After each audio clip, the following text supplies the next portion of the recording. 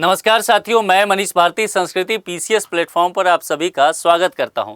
साथियों देखिए, आज एक महत्वपूर्ण मुद्दे के साथ मैं आया हूं और यहां पर हम चर्चा करेंगे कि हमारे जो रोजमर्रा के जीवन है इसमें आने वाले 1-2 दिनों में ही बहुत बड़े बदलाव हो सकते हैं। अब क्या क्या हो सकता है 1 अक्टूबर से, ये महीना सितंबर का अंत हो रहा है, 1 अक्टूबर से जो बदलाव होगा हम सभी को उसके विषय में पहले ही जान लेना चाहिए। क्या क्या नियम बदलने वाले हैं, हमें किस हिसाब से तैयारी करनी चाहिए, और इतने अधिक बदलाव हैं कि आप कह सकते हैं कि हमारे जीवन में चाहे वो नौकरी हो, चाहे जिनको पेंशन मिल रहा हो उनका नौकरी के बाद की स्थिति, हम लोग हर जगह पेमेंट वगैरह करने को यूपीआई का इस्तेमाल करते हैं। घरों में जो रसोई घर है, किचन है, वहां तक में बदलाव होने जा रहा है। कुल मिला के एलपीजी से यूपीआई और रेलवे से पेंशन तक हर एक चीज में बहुत बड़े स्तर पर बदलाव की तैयारी की जा रही है 1 अक्टूबर से। क्या क्या चीजें होगा, जरा इन सब चीजों को एक नजर देखते हैं और हमारे जीवन पर निश्चित तौर पर यह बदलाव जो है नए महीने से होने वाले सीधा असर डालेगा। तो उससे कैसे हम तैयार रहें, कि इन चीजों को समझ करके रखें, वो समझ लीजिए। एलपीजी की कीमतों में बदलाव होने जा रहा है, तो यदि देखिए आने वाले समय में क्या होगा बदलाव, जरा समझते हैं। हर महीने की शुरुआत होने के साथ ही कई नियमों में बदलाव होते हैं, जिसका सीधा असर लोगों के जेबों पर देखने को मिलता है। अक्टूबर में न केवल बदलाव होने हैं बल्कि कई त्यौहार भी आने वाले हैं। क्योंकि त्यौहार का सीजन जो है दशहरा के साथ, आप जान रहे हैं कि नवरात्र के साथ शुरू हो चुका है।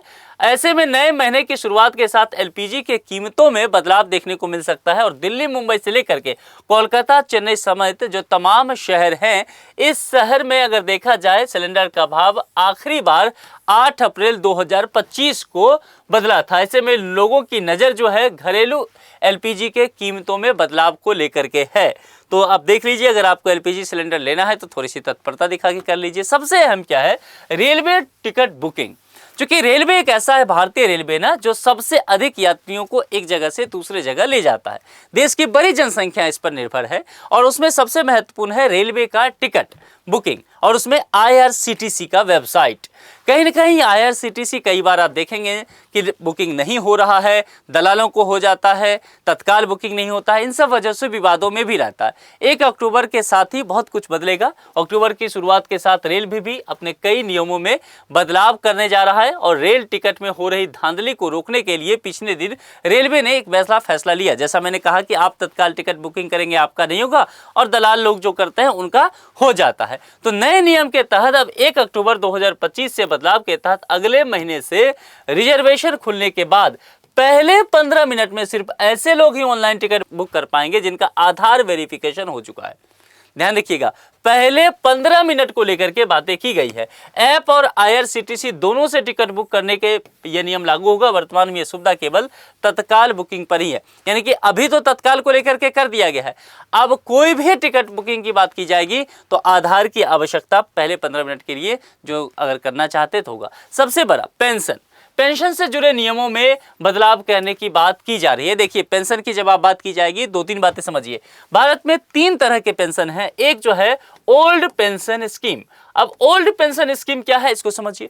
ओल्ड पेंशन स्कीम कहने का तात्पर्य हो जाता है कि 2004 तक ऐसा हुआ किया गया था कि आखिरी महीने के आप जो नौकरी कर रहे हैं, 60 साल पूरा होने वाला है या 62 साल, जब भी आप रिटायर होने वाले हैं, रिटायरमेंट का आखिरी महीना जो है उसमें जितने भी आपकी सैलरी है उसका सीधा 50% आपको पेंशन ताउम्र मिलता रहेगा। उदाहरण के लिए, जैसे आप 1 लाख सैलरी लेते हैं और आप रिटायर करने वाले हैं इस महीना में, आपको अगले महीना से 50,000 रुपया जो है वो पेंशन के तौर पर सरकार के द्वारा मिलेगा।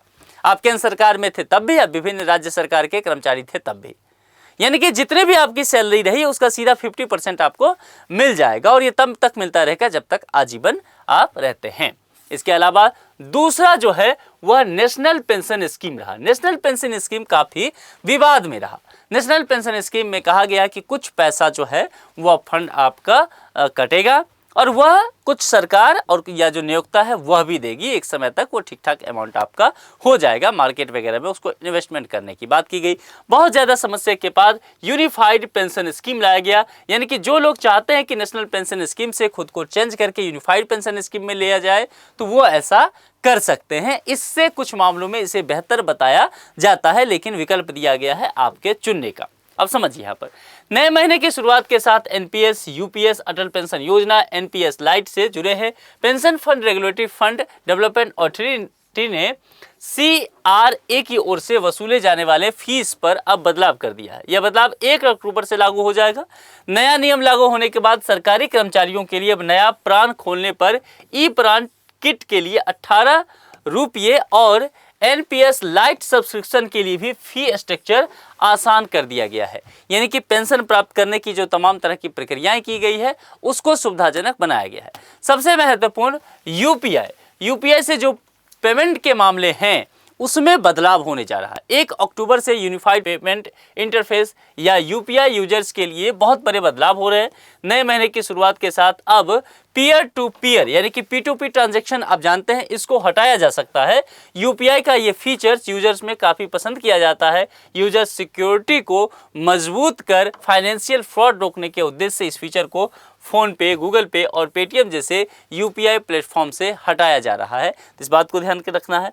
आगे बैंकों में मिलने कितने दिन रहेगी छुट्टी यह भी जान लीजिए, क्योंकि छुट्टी बहुत ज़्यादा रहने वाली है। क्यों? क्योंकि मैंने क्या कहा कि त्यौहार का सीजन है।